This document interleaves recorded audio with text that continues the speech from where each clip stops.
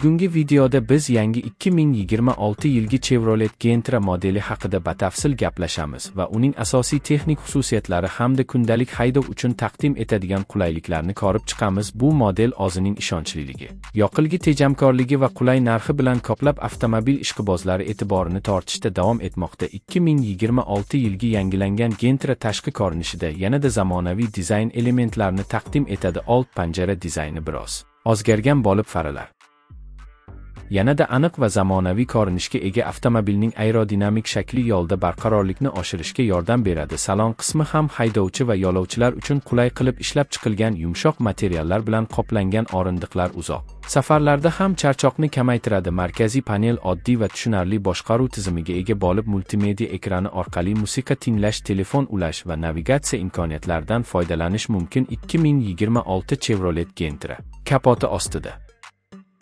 odatda 5 litrli benzin dvigatel joylashgan bo'lib, u kundalik foydalanish uchun yetarli quvvat beradi. Ushbu dvigatel mexanik yoki avtomatik uzatmalar qutisi bilan taklif qilinishi mumkin. Bu esa haydovchilarga o'z haydash uslubiga mos variantni tanlash imkonini beradi. Yonilg'i sarfi ham ko'pchilik uchun muhim omil hisoblanadi. Gentra esa iqtisodiy ko'rsatkichlari bilan mashhur bo'lib, shahar sharoitida ham nisbatan kam yoqilg'i sarflaydi. Xavfsizlik jihatidan ham avtomobil bir qator foydali tizimlar bilan jihozlangan. Havo yostiqchalari, ABS tormoz tizimi va barqarorlik nazorati haydovchi hamda yo'lovchilar xavfsizligini oshirishga yordam beradi. Shuningdek, orqa kamera va parkovka datchiklari tor joylarda avtomobilni oson boshqarishga yordam beradi. Kundalik foydalanishda Gentra keng bagaj bo'limi bilan ham qulay hisoblanadi. Bu esa oilaviy sayohatlar yoki xaridlar uchun yetarli joy taqdim etadi. Osma tizimi yo'ldagi notekisliklarni yumshatishga yordam berib, haydash jarayonini yanada yoqimli qiladi.